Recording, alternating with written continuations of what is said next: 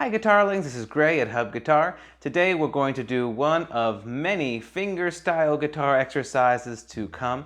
Today we're going to explore the forward roll, and the fingers are going to pluck in consecutive fashion. We're going to do P-I-M-A, that's thumb, index, middle, ring. And we're going to do a progression of 4 chords from E minor, that's open 6th string, 2nd fret of the 5th string, 2nd fret of the 4th string, and open 3rd string.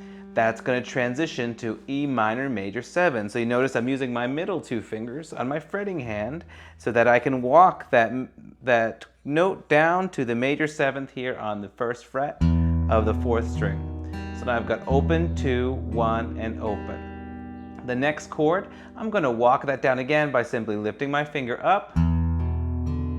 That creates an E minor 7, and finally I need to do an E minor 6, and in order to do that I've got to switch around a little bit. So I'm going to lift up my hand, I'm going to put my ring finger on the 4th fret of the 5th string, I'm going to put my index finger on the 2nd fret of the 4th string, and I'm going to keep the other 2 strings open. So 0, 4, 2, 0 for E minor 6.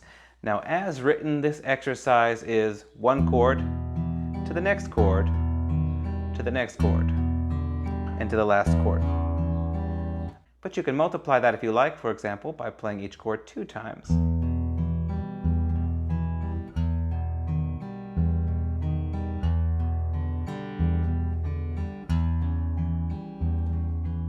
In fact, you could play each chord 4 times. It really doesn't matter, because the purpose of this exercise is to build fluency in your plucking hand.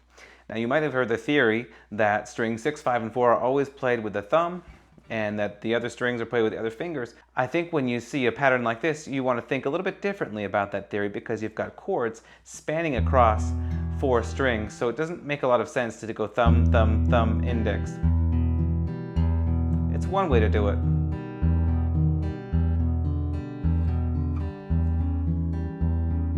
But when I wrote this exercise, I had in mind it being more of an exercise to balance all 4 of the fingers. So before you practice that way, make sure you do it as P-I-M-A, P-I-M-A, P-I-M-A, P-I-M-A. Of course, the alternative would be P-P-P-I, P-P-P-I, P-P-P-I, P-P-P-I.